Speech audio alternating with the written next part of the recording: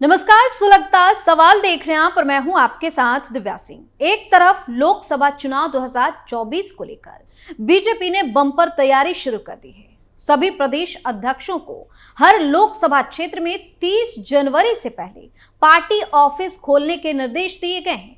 एक मजबूत रणनीति के तहत काम किया जा रहा है। छोटी से छोटी बातों का ख्याल रखा जा रहा है, बड़े बड़े प्लान भी बनाए जा रहे हैं। वहीं दूसरी तरफ विपक्ष पूरी तरह से पस्त नजर आ रहा है, क्योंकि इंडी गठबंधन की पार्टियां आपस में ही लड़ती नजर आ रही हैं। आगामी लोकसभा चुनाव को लेकर विपक्षी खेमा जिस तरह से एकजुटता का दम भर रहा था, वो खत्म होता नजर आ रहा है। कहीं से भी कोई तालमेल दिखाई नहीं दे रहा। कहा तो ये भी जा रहा है कि बीजेपी के प्लान से विपक्ष पूरी तरह से डरा हुआ है। बीजेपी की मजबूत रणनीति के आगे फेल होते विपक्ष पर तमाम तरह के सवाल सुलग रहे हैं।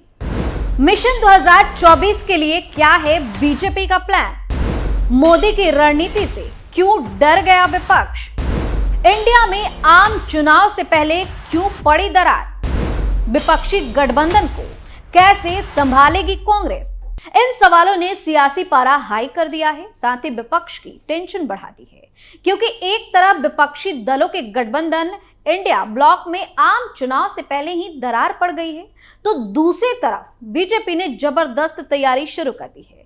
इधर विपक्षी खेमा आपस में ही लड़ रहा है, उधर बीजेपी ने बड़ा प्लान बना लिया है, जिसको जानने के बाद इंडी गठबंधन की रातों की नींद उड़ गई है।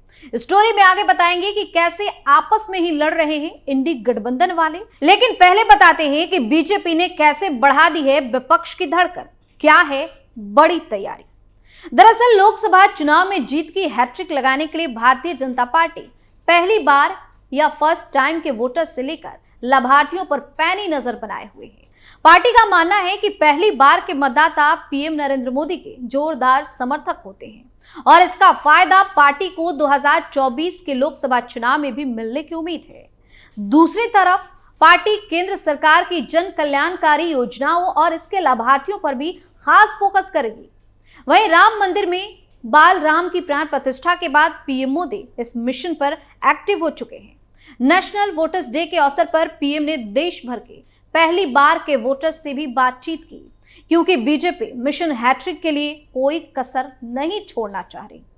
गौर करने वाली बात यह है कि पीएम मोदी अपने भाषणों में गरीब, किसान, महिलाओं और युवाओं पर जोर देने की बात करते रहे हैं। अब पार्टी इन युवाओं के पास पहुंचने के प्लान पर काम भी शुरू कर चुकी है। पार्टी फिर एक बार मोदी सरकार के नारे के साथ युवाओं को साध रही है। वहीं पीएम मोदी ने पहली बार के इन वोटर्स से बात करके पार्टी की तैयारी का भी इशारा कर दिया है। कुछ महीने में लोकसभा चुनाव का ऐलान हो जाएगा। बीजेपी पहली बार वोट डालने जा रहे 18 से 19 साल के वोटर्स को साधने की रणनीति में जुट गई। पश्चिम बंगाल, ओडिशा, महाराष्ट्र, केरल और तमिलनाडु राज्यों में नए वोटरों की संख्या सबसे ज्यादा बढ़ी है। सभी दलों को यह पता है कि नए वोटर सत्ता की चाबी थमा भी सकते हैं और वापस भी ले सकते हैं। ऐसे में बीजेपी इन वोटरों को साधने के लिए एक्टिव हो गई है। बता दें कि महाराष्ट्र में कुल 9 करोड़ 12 लाख वोटर हैं।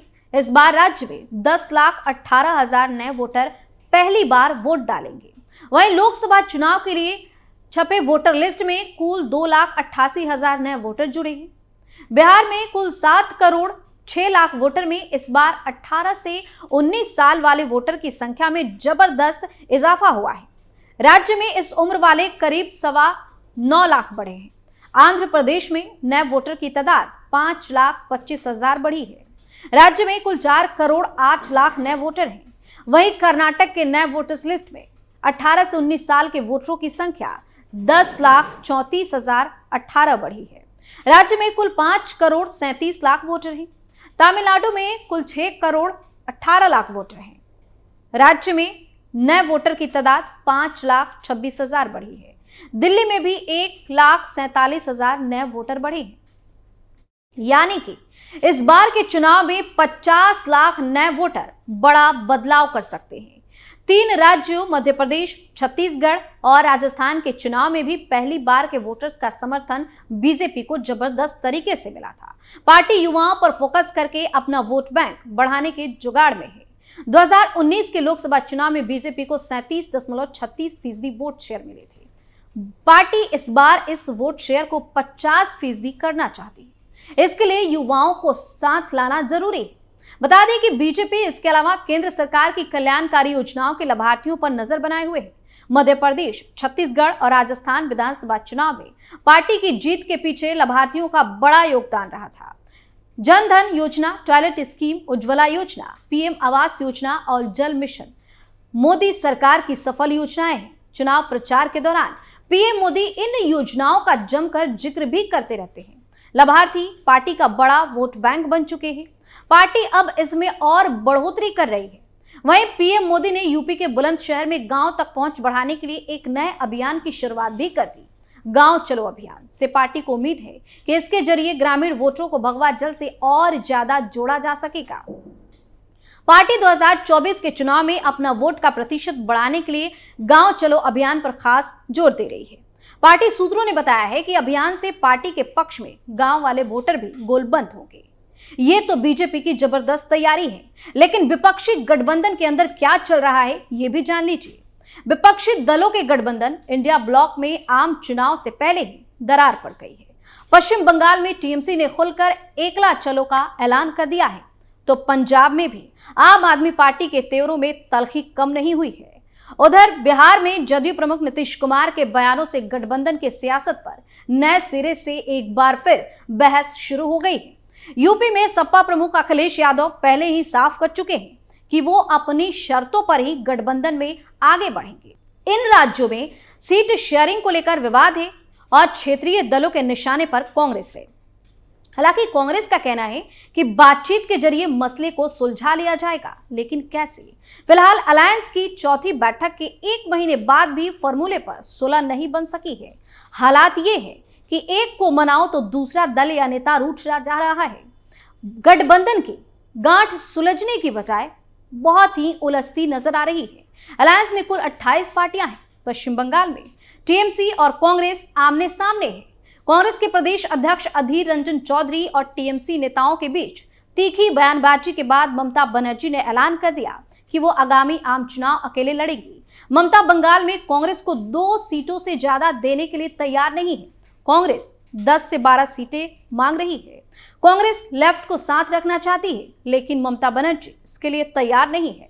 ममता के इस बयान के बाद गठबंधन की सियासत भी गर्मा गई है। ऐसे ही कुछ हालात पंजाब में भी बन रहे हैं। वहां आम आदमी पार्टी और कांग्रेस आमने सामने है। दोनों ही पार्टियों के कार्यकर्ता नहीं चाहते कि प्रदेश में अलायंस में आकर चुनाव लड़ा जाए। दोनों दल अपने संगठन को मजबूत मानकर चल रहे हैं। यही वजह है कि पंजाब के मुख्यमंत्री और आप नेता भगवंत मान कई बार कांग्रेस को निशाने पर ले चुके हैं।